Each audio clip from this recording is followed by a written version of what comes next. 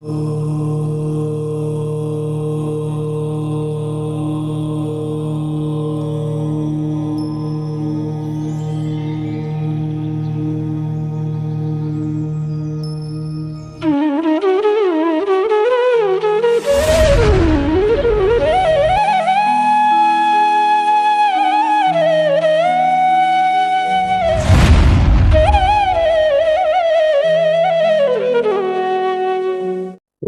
नमः सिद्धेभ्यः।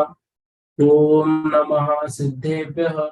ओम नमः सिद्धेभ्यः। मोक्ष मार्गस्य नेतारं भेत्तारं कर्म भूभृतां ज्ञातारं विश्वतत्त्वानां वंदे तद्गुणलब्धये वंदे तद्गुणलब्धये। बोलो देवादिदेव 1008 श्री राम सनात भगवान की जय।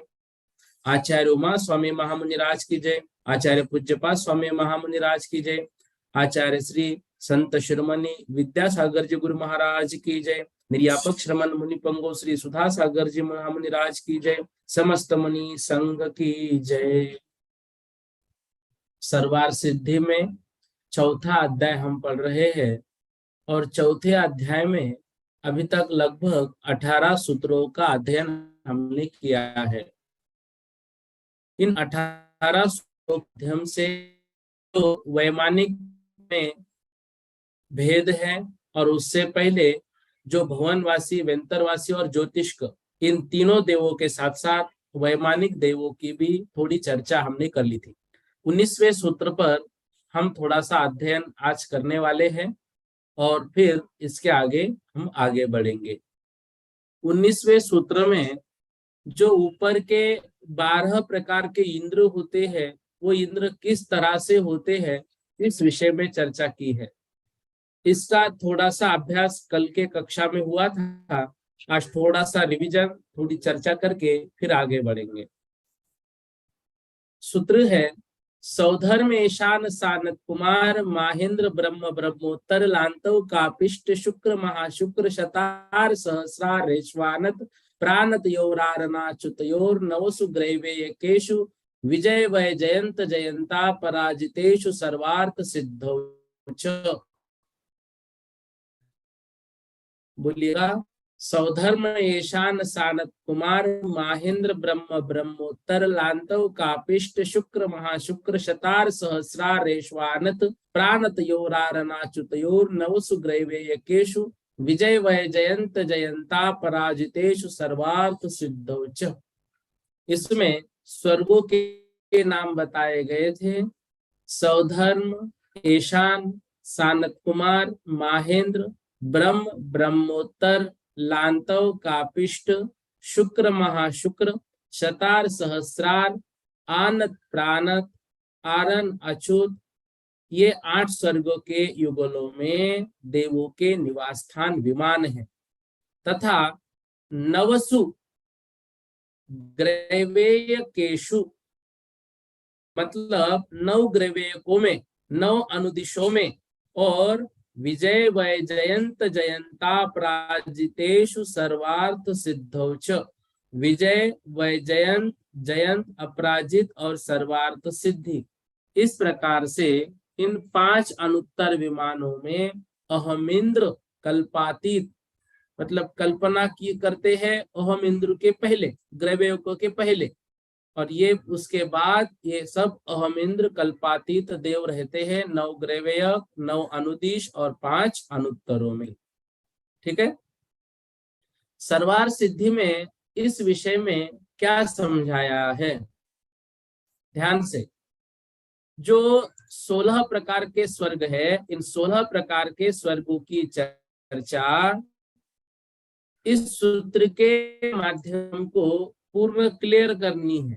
एक एक विषय हमको समझना है। प्रथम सर्वार सिद्धि में क्या कह रहे हैं, इस विषय पर चर्चा करते हैं। शंका, इन सौधर्मादिक शब्दों को कल्प संज्ञा किस निमित्त से मिली है? समाधान, व्याकरण में 4 अर्थ में अन प्रत्यय होता है, उससे सौधर्म आदि शब्दों की कल्प संज्ञा है या स्वभाव से ही वे कल्प कहलाते हैं, इस विषय में चर्चा। ये सौधर्म आदि शब्द इंद्र के वाची कैसे है? समाधान स्वभाव से। शंका कैसे?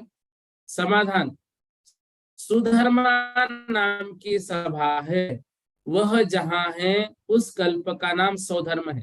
यहाँ तदस्मिन अस्ति, इससे अन प्रत्यय हुआ और इस कल्प के संबंध से वहां इंद्र भी सौधर्म कहलाता है। मतलब वहां पर जो रहता है, तदस्मिन अस्ति, वहां पर जो रहता है वह सौधर्म कहलाता है। इंद्र का ईशान यह नाम स्वभाव से है। वह इंद्र जिस कल्प में रहता है उसका नाम ईशान कल्प है। यहाँ तस्य निवास इस सूत्र से अन प्रत्यय हुआ है तथा इस कल्प के संबंध से इंद्र भी ईशान कहलाता है। मतलब उस भूमि पर जो इंद्र है, उस इंद्र का नाम उस भूमि के कारण वहां जो रहता है, उस रहने के कारण उस इंद्र का नाम, उस भूमि का जो नाम है वही कहलाया है। इंद्र का नाम सनत कुमार स्वभाव से है। यहाँ तस्य निवास इस सूत्र से अनप्रत्यय हुआ, इससे कल्प का नाम सानत कुमार पड़ा और इसके संबंध से इंद्र भी सानत कुमार कहलाता है। इंद्र का महेंद्र नाम स्वभाव से है। वह इंद्र जिस कल्प में रहता है उसका नाम महेंद्र कहलाता है। इसी प्रकार आगे भी जानना, और यह व्यवस्था आगम के अनुसार होती है। इसलिए ऊपरी इस पद के साथ दो दो कल्पों का संबंध कर लेना चाहिए। कितने कल्पों का? दो दो कल्पों का संबंध कर लेना चाहिए। सर्वप्रथम सौधर्म और ईशान कल्प है, इनके ऊपर सानत कुमार और महेंद्र कल्प है। इनके ऊपर ब्रह्म और ब्रह्मोत्तर कल्प है। इनके ऊपर लांतव और कापिष्ट कल्प है। इनके ऊपर शुक्र महाशुक्र कल्प है। इनके ऊपर शतार और सहस्त्रार कल्प है। नीचे और ऊपर आनत और प्राणत कल्प है। इनके ऊपर आरन अच्युत कल्प है। नीचे और ऊपर प्रत्येक कल्प में एक एक इंद्र है तथा मध्य में दो दो कल्पों में एक एक इंद्र है। तात्पर्य यह है, ये विषय याद रखना, तात्पर्य यह है कि सौधर्म, ईशान, सानत कुमार, महेंद्र, इन चार कल्पों में चार इंद्र, ब्रह्मलोक और ब्रह्मोत्तर इन दो कल्पों में एक ब्रह्म नामक इंद्र, ब्रह्मोत्तर नहीं, सिर्फ ब्रह्म नाम का इंद्र, दो एक इंद्र, लांतव और कापिष्ट इन दो कल्पों में एक ही इंद्र जिनका नाम है लांतव। शुक्र और महाशुक्र में एक शुक्र नाम का इंद्र है। शतार और सहस्त्रार इन दो कल्पों में एक शतार नाम का इंद्र है तथा आनत, प्राणत, आरन, अच्युत इन चार कल्पों में चार इंद्र है। मतलब शुरुआत के चार कल्पों में चार इंद्र, अंत के चार कल्पों में चार इंद्र और बीच में दो दो कल्पों में एक एक इंद्र। इस प्रकार कल्पवासियों के 12 इंद्र होते हैं। जम्बू द्वीप में एक महामंदर नाम का पर्वत जो मूल में 1000 योजन गहरा है और 99,000 योजन ऊंचा है, उसके नीचे अधोलोक है। मेरू पर्वत की जितनी ऊंचाई है उतना मोटा और तिरछा फैरा हुआ तिर्यक लोक है। उसके ऊपर ऊर्ध्वलोक है जिसकी मेरु चूलिका से 40 योजन विस्तृत है। उसके ऊपर एक बाल का अंतर मात्र है और वहां से ऋजु विमान है जो सौधर्म कल्प इंद्रक वहां रहता है। शेष सब लोकानुयोग से, मतलब आगम में जैसा लिखा है वैसा जानना चाहिए। शंका, नवसु ग्रैवेयकेषु, यहाँ नव शब्द का कथन अलग से क्यों किया है? समाधान, अनुदिश नाम के 9 विमान और है। इस बात को बतलाने के लिए नवसु पद शब्द का अलग से कथन किया है। मतलब नवसु ग्रैवेयकेषु विजय वै जयंत जयंता, ऐसा शब्द दिया है। अब नवसु में संधि तोड़ी, ग्रैवेयकेषु में संधि हो गई तोड़ी, ठीक है ना। तो नवसु अलग क्यों किया ग्रैवेयकेषु? एक ही बता देते थे नव ग्रैवेयकेषु, नव ग्रैवेयकेषु में भी 9 ग्रैवेय हो जाते। नवसु ग्रैवेयकेषु अलग अलग क्यों करना पड़ा? इसलिए करना पड़ा क्योंकि अनुदिशों का नाम तो दिया ही नहीं। तो नवसु ग्रैवेयकेषु 9 ग्रैवेयक और 9 अनुदिश, इस बात का ज्ञान हमको हो जाए इसलिए नवसु पद अलग से दिया है। इससे भी अनुदिशों का ग्रहण कर लेना चाहिए। अब इन अधिकार प्राप्त वैमानिकों के परस्पर विशेष ज्ञान कराने के लिए आगे का सूत्र कहते हैं। अब इससे पूर्व थोड़ी बातें हमें विशेष समझनी है। देखो, स्वधर्म आदि संज्ञाएं स्वभाव से अथवा साहचर्य से पड़ी है। इनके साहचर्य से भी इंद्र भी स्वधर्म आदि कहलाते हैं। सुधर्मा नाम की सभा जिसमें पाई जाती है वह स्वधर्म कल्प है, और स्वधर्म कल्प के साहचर्य से इंद्र भी स्वधर्म कहलाता है। समझ रहे हैं? भूमि के कारण इंद्र का नाम हुआ। ईशान नाम का इंद्र, ईशान का निवासभूत कल्प ईशान कहलाता है, फिर इंद्र भी ईशानी कहा जाता है। सानत कुमार नाम का इंद्र स्वभाव से है, उसका निवासभूत कल्प सानत कुमार कहलाता है, और इंद्र भी इसलिए सानत कुमार कहा जाता है। ठीक है ना? तो ये सारे जो है प्रत्येक इंद्र के विषय में ऐसा नाम क्यों दिया है, तो ये सब इसमें चर्चा की हुई है। इन बातों को थोड़ा सा हमें याद रखना है। अब देखो, सर्वार सिद्धि विमान में एक ही उत्कृष्ट स्थिति 33 सागर की है। प्रभाव भी सर्वार सिद्धि देवों का सर्वोत्कृष्ट है इत्यादि विशेषताओं के कारण सर्वार सिद्धि का पृथक ग्रहण किया है। मतलब विजय वै जयंत जयंता पराजितेषु सर्वार्थ सिद्धौच। पराजितेषु 4 ही नाम लिए, 5 अनुत्तर है, जबकि सर्वार्थ सिद्धि का अलग से कथन क्यों किया? उत्तर दे रहे हैं, सर्वार्थ सिद्धि विमान में एक ही उत्कृष्ट स्थिति 33 सागर की है, जघन्य स्थिति वहां है नहीं। प्रभाव भी सर्वार्थ सिद्धि देवों का सर्वोत्कृष्ट है इत्यादि विशेषताओं के कारण सर्वार्थ सिद्धि का पृथक ग्रहण किया है। ग्रैवेक आदि को कल्पातीत बतलाने के लिए उनका पृथक ग्रहण किया है। नव शब्दों को पृथक रखने से नव अनुदिश की सूचना हो जाती है। अनुदिश अर्थात प्रत्येक दिशा में वर्तमान विमान। एक कर्नाटक की प्रति मिलती है तत्वार सूत्र की, उसमें नवग्रैवेयकेषु अनुदिशेषु ऐसा पढ़ने में आता है। ये सब हमको समझने के लिए बता रहा हूं कि वहां पर ऐसा भी एक प्रति मिलती है, जो है तो संस्कृत का ग्रंथ लेकिन लिपि कर्नाटक की है। तो वो भी जब कर्नाटक गए थे तो वहां पर वो विषय हुआ था, तो वह भी इससे संबंधित है, इसलिए बात बताई, याद हमको होना चाहिए ऐसा। ऊपरी ऊपरी के साथ 2-2 स्वर्गों का संबंध है, अर्थात सौधर्म ईशान के ऊपर सानत कुमार महेंद्र। 16 स्वर्गों में एक एक इंद्र है, पर मध्य के 8 स्वर्गों में 4 इंद्र है, 2-2 2-2 में 1। इसलिए आनत प्राणतयो आरन अच्युतयो इन 4 स्वर्गों का पृथक निर्देश करना सार्थक होता है।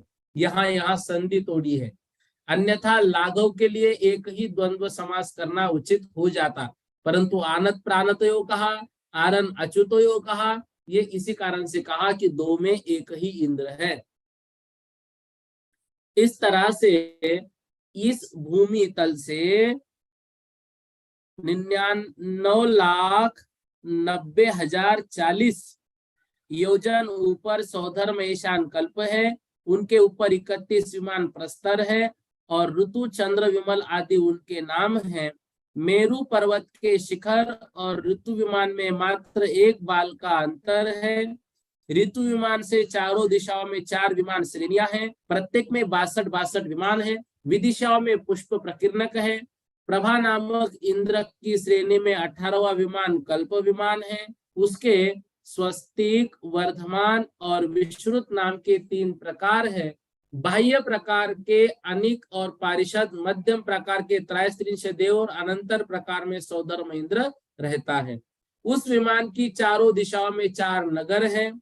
उसके 32 लाख विमान हैं, 33 त्रैस्त्रिंश देव, 84,000 आत्मरक्ष, 3 परिषदे, 7 अनिक, 84,000 सामान्य, 4 लोकपाल, पद्मा आदि अग्र महिषी। अग्र महिषी शब्द याद रखना, अग्र महिषी होता है पट्टरानी के लिए, तो पद्मा आदि पट्टरानियां, 40,000 वल्लभिकाएं इत्यादि विभूति है, ये उनका वैभव है। प्रभा विमान से उत्तर में 18वें कल्प विमान में ईशान इंद्र रहता है। इसका परिवार सौधर्म की तरह है। इसी तरह 16 स्वर्गों का वर्णन किया जाता है। लोकानुयोग में 14 इंद्र कहे हैं, पर यहाँ 12 विवक्षित है, क्योंकि ब्रह्मोत्तर, कापिष्ट, महाशुक्र और सहस्त्रार ये 4 अपने दक्षिण इंद्र के अनुवर्ती है। आरण अच्युत विमान से सैकड़ों योजन ऊपर अधोग्रैवेक के 3 विमान पटल है, फिर मध्यम ग्रैवेक और फिर उत्तम ग्रैवेक विमान पटल है। इनके ऊपर नवानुदिश विमानों का एक पटल, इनसे सैकड़ों योजन ऊपर एक सर्वार्थ सिद्धि पटल है।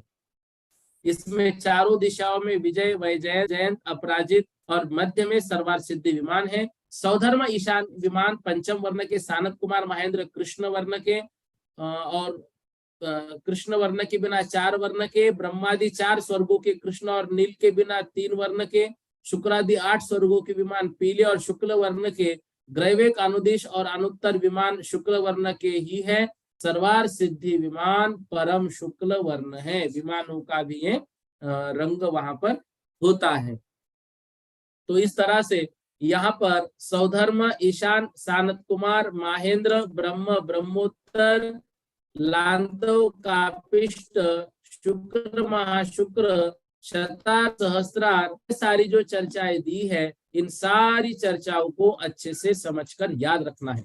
देखो, जो सर्वार सिद्धि का विषय है, सर्वार सिद्धि का विषय लगेगा हमको कड़ा है, ठीक है ना, लेकिन इसको थोड़ा सा यदि हम समझेंगे, बार बार इसका अध्ययन करेंगे, तो विषय बहुत आसान है और समझने जैसा विषय है। तो हमको थोड़ा सा रिवीजन करते रहना है, ताकि जो सर्वार सिद्धि की बातें हैं वो बातें हमारे जहन में अच्छे से याद हो जाए।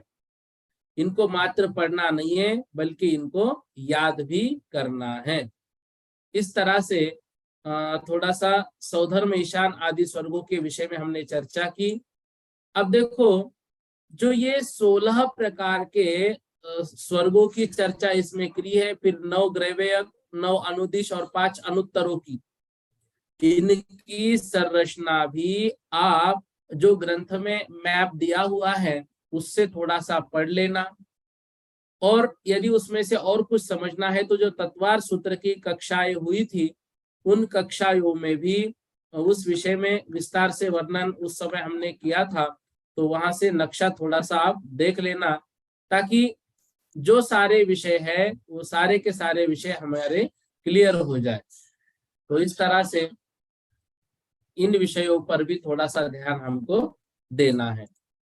अब देखो, इसके आगे का सूत्र जो हमें पढ़ना है, अभी आगे का सूत्र, स्थिति प्रभाव सुख दुति लेशा विशुद्ध इंद्रियावधि विषय तोधिका।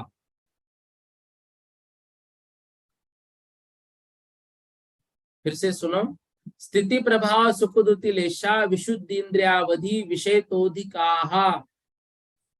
क्या कह रहे हैं? जो सौधर्म स्वर्ग बताए हैं, उन स्वर्गों में ऊपर ऊपर के देवों की स्थिति मतलब आयु, प्रभाव, सुख, द्युति मतलब कांति, लेशा विशुद्धि, इंद्रिय विषय और अवधि ज्ञान, ये विषय क्रमशः उत्तरोत्तर वृद्धिंगत होते हैं।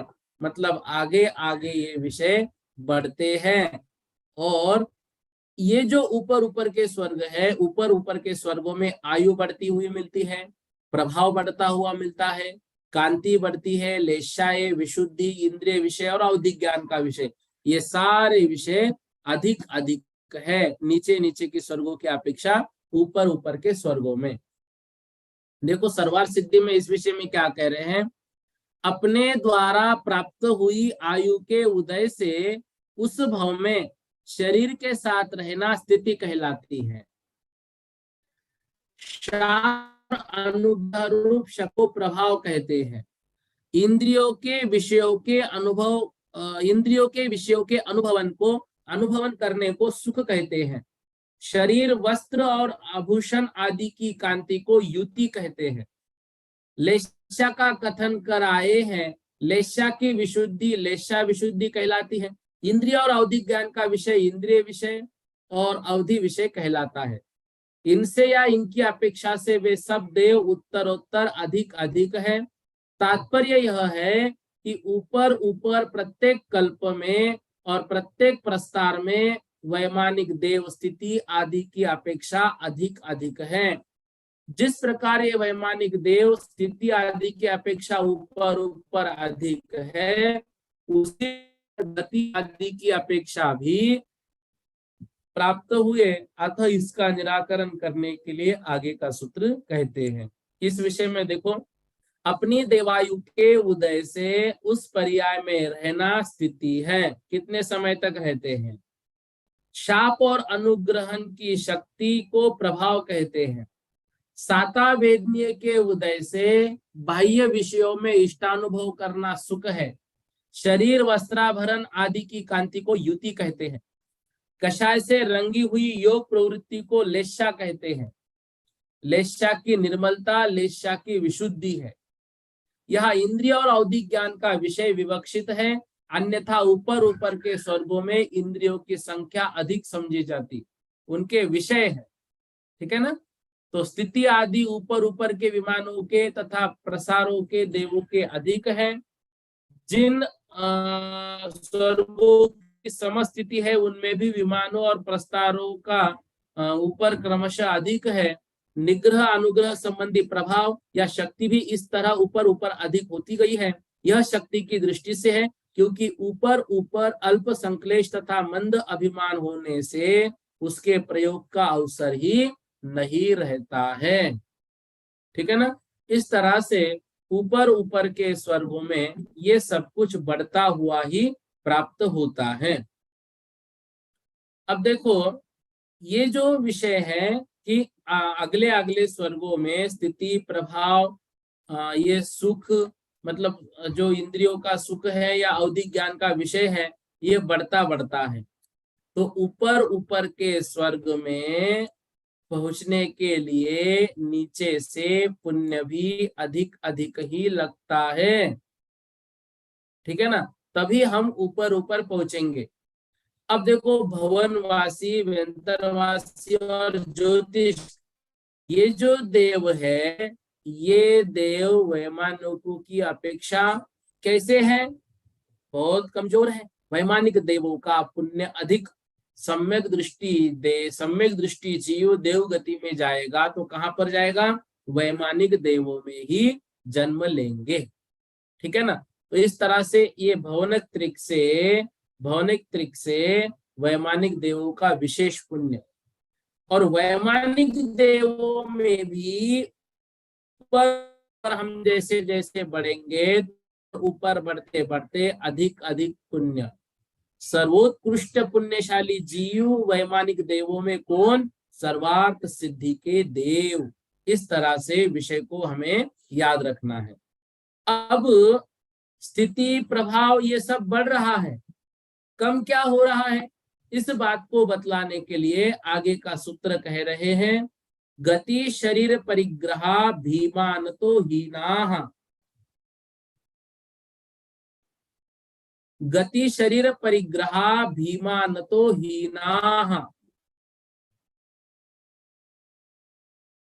बता रहे हैं, नीचे के स्वर्गों से ऊपर ऊपर के स्वर्गों के देवों में गति, शरीर, परिग्रह, अभिमान, ये कैसे है? हीन हीन है।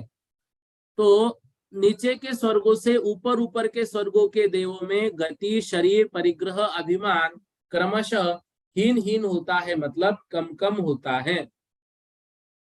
सर्वार्थ सिद्धि की में क्या चर्चा की है? देखो, एक देश से दूसरे देश के प्राप्त करने का जो साधन है उसे गति कहते हैं। गमन करना।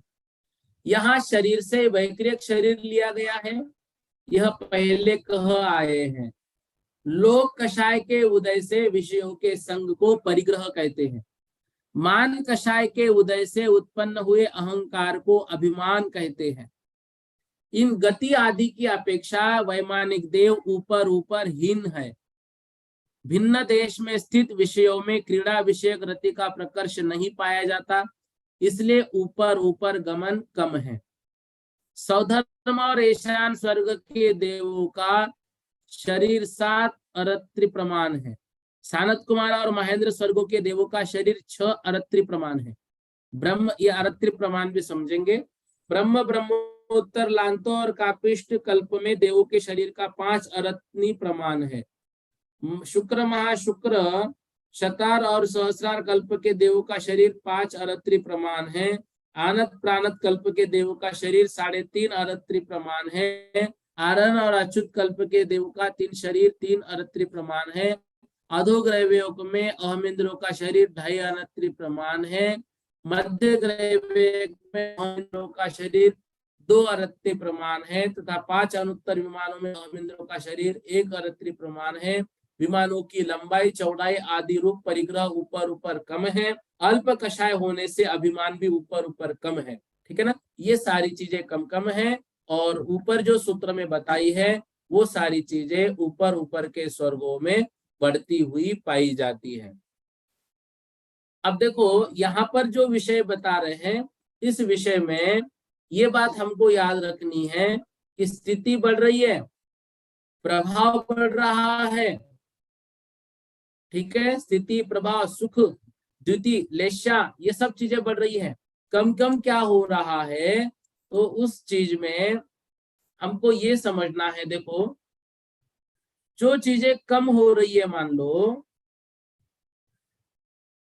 एक मिनट, मीना दीदी है क्या? आप पूछिए। और अपने प्रमाण और गति से क्या मतलब? और अपने प्रमाण वो बता रहा हूँ वो पहले ही बताते समय बोला मैंने, इस विषय में चर्चा करेंगे करके। और कुछ पूछना है? गति से क्या मतलब? गति से क्या मतलब? गति मतलब गमन करना, यहाँ से वहां जाना। हाँ हाँ, मतलब उनका कम हो जाता है ऐसा।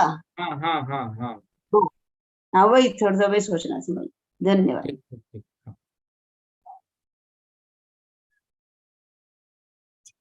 हाँ,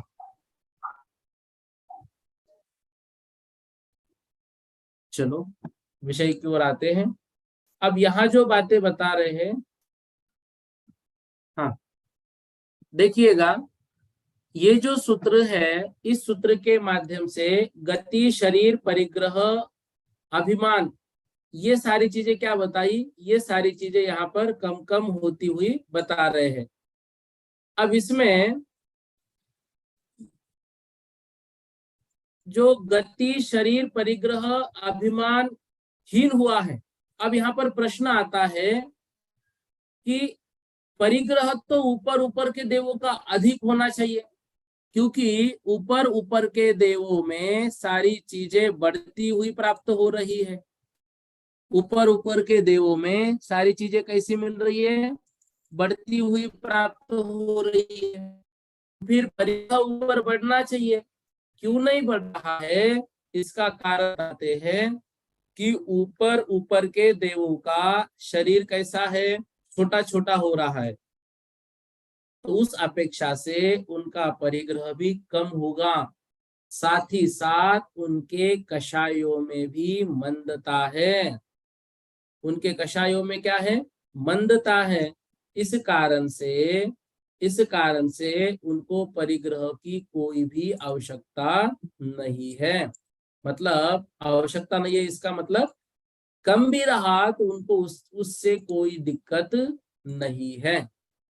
तो इसलिए ये सारी जो चीजें, गति, शरीर, परिग्रह, अभिमान, ये जो हीन हो रहा है, हीन रहने से भी उनको कुछ भी तकलीफ उससे नहीं है। आप पूछिए आकांक्षा जी। जय जिनेन्द्र भैया जी। भैया जी, छोटा शरीर होने से परिग्रह कैसे कम हो जाएगा? ये नहीं समझ आया, कैसे मतलब? नहीं वही बता रहा हूँ, एक्चुअली एक चार्ट में ढूंढ रहा हूँ, मैंने नहीं, सेव हम किया ये था। जनरल बात। नहीं देखो, पहली बात, आप शरीर ऊपर, जिसका शरीर छोटा है वो परिग्रह पहनेगा। ठीक है, नहीं सामान्य रूप से बात बताइए, अभी उसको मतलब क्या बोलते हैं, नियम मत बनाओ। अभी मैं बता रहा हूँ, 1 मिनट, एक चार्ट नहीं मिल रहा है, उसके माध्यम से ये सारी चीजें हमारी तुरंत क्लियर हो जाती। कहाँ गया वो, मैं ढूंढता हूँ उसको। हाँ वियांश, बोलिए वियांश जी। भैया जय जिनेंद्र। जय जिनेंद्र। अच्छा, ये जो गति गति के बारे में जो बताया आपने, गति ऊपर प्रकृति देवों में कम हो जाएगी, वो ठीक से समझ में नहीं आया। हाँ उसके विषय में अभी क्लियर कुछ किया ही नहीं है ना, अभी तो हाँ। हमने सर्वार सिद्धि में मतलब जो बताया वही उन्होंने बातें उन्होंने पढ़ी। ऐसा लिखा हो कि स्थित विषय में क्रीड़ा विषय का रति का प्रकर्ष नहीं पाया गया चाहता, मतलब उसका अर्थ क्या देखो पकड़ना? वो तो है, मतलब देखो क्रीड़ा, नीचे के स्वर्गों में गमन गमन ज्यादा है। अभी सर्वार सिद्धि के देव ऊपर सीधा सीधा ऊपर पहुंचते हैं हम। सर्वार हाँ जी, सिद्धि के देव अपने विमान को छोड़कर बाहर आते हैं क्या? नहीं आता है। तो वही गमन कम हो गया बस। नहीं नहीं नहीं नहीं, इसका अर्थ पूछ रहा था मैं कि भिन्न देश में स्थित विषयों में क्रीड़ा विषयक रति का प्रकर्ष नहीं पाया जाता, उसका अर्थ क्या? मतलब अलग देश में जाके वहां का आनंद लेना, हाँ तो वो नहीं करेंगे वो देव, इधर उधर जाएंगे नहीं। मतलब उनकी जो बुद्धि है जहां पर है वहां पर संतुष्ट है, यहाँ वहां भागने में उनको आनंद नहीं है। मतलब रति का प्रकर्ष, उसका क्या अर्थ? रति का प्रकर्ष लिखा जो, उसका रति का मतलब रुचि प्रकर्ष, नहीं है उस विषय में, रुचि नहीं है उनको। रति मतलब अच्छा, क्या है? रुचि, इधर रुचि उधर जाना। जैसे बहुत लोगों को घूमने में रति होती है, वो घूमते रहते एक जगह पे, कभी टिकते नहीं है, अच्छा अच्छा, तो वो रति। अच्छा अच्छा, क्रीड़ा विषयक मतलब घूमना, और हाँ वहां प्रकर्ष का मतलब, आनंद लेना, क्रीड़ा विषय मतलब वहां का आनंद लेना। रति मतलब रुचि, और वो प्रकर्ष, उनमें कम कम पाई जाती है। प्रकर्ष का अर्थ? प्रकर्ष मतलब बहुत तेज या उत्कृष्ट। अच्छा, रति का प्रकर्ष नहीं पाया जाता, ऐसा लिखा हाँ हुआ तो है। मतलब रति का प्रकर्ष नहीं, मतलब उत्कृष्ट, उसमें रुचि नहीं कि भाई मुझे जाना ही है, बराबर, ऐसी ठीक कोई है, ठीक रुचि नहीं है। ठीक है, बहुत क्लियर। जरूरत पड़ी तो वो जाएंगे। अच्छा, मतलब अच्छा, मंद इच्छा है, विषय इच्छा नहीं हाँ है। मंद मंद इच्छा से जाएंगे। ओके, धन्यवाद। ठीक है। हाँ हाँ पूर्णिमा जी बोलिएगा। भैया जी जय जिनेन्द्र। जय जिनेन्द्र। ये इसके अंदर जम्बूद्वीप में एक महामंडल नाम का पर्वत है, तो वो सुमेरु पर्वत नहीं है कि वही है? नहीं, सुमेरु पर्वत तो है, लेकिन सुमेरु पर्वत में भी हमने उस दिन पढ़ा था ना, वहां पर किस तरह से भेद किए हुए हैं।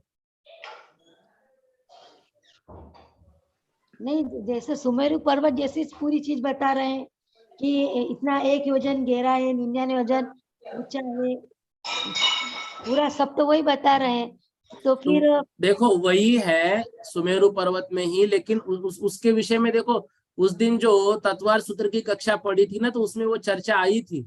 एक बार चौथे अध्याय को उसमें देख लीजिए आप, ठीक है ना? हाँ, हाँ लेकिन नाम पहली और बार सुना ये वाला है। हाँ हाँ हाँ, वो मैप में आएगा, मैप में बताते। एक्चुअली तीसरा अध्याय भी अपना थोड़ा मैप से रह गया, चौथा भी रह गया, वो लेंगे एक दिन दीदी। ठीक है भैया हाँ, जी। पायल जी पूछिए जल्दी से। जय जिनेन्द्र भैया जी। जय जिनेन्द्र। मैं यही पूछ रही थी भैया जी, ये महामंदिर वाला ही क्वेश्चन पूछता मेरा अच्छा भी। ठीक है, उसको क्लियर कर देंगे कल की कक्षा में। हाँ अच्छा ठीक है। हाँ। अच्छा, अभिमान किसे क्या लेंगे इसको? अभिमान के देवों के अभिमान से क्या लेंगे? मतलब परिणाम मंद है तो उनको गर्व आदि ज्यादा नहीं रहेगा। जैसे भाई अभिमान मेरे पास इतना है, मेरे पास इतना है, ऐसा कोई भी अभिमान उनको नहीं रहेगा। इसमें क्या दिया है देखो आपके सामने है, जो अपने द्वारा पाई हुई आयु है वो स्थिति है, फिर शाप का अनुग्रह शक्ति प्रभाव है, इंद्रियों के विषयों का अनुभव करना सुख है, शरीर के वस्त्र आभूषण आदि को कांति को युति कहते हैं, और लेशा की विशुद्धि इंद्रिय विषय और अवधि ज्ञान। फिर आगे बताया एक देश से दूसरे देश में प्राप्त करने का जो साधन है उसे गति कहते हैं। ये वैक्रिक शरीर के लिए लिया गया, ये पहले कहे आए हैं। लोक कषाय के उदय से विषयों के संग को परिग्रह कहते हैं, और मान कषाय के उदय से हुए उत्पन्न अहंकार को अभिमान कहते हैं। गर्व ही है यहाँ पर, ठीक है ना दीदी? ठीक है पायल दीदी? इतना आज पढ़ लेते हैं, बाकी कल के विषय में थोड़ा सा करेंगे।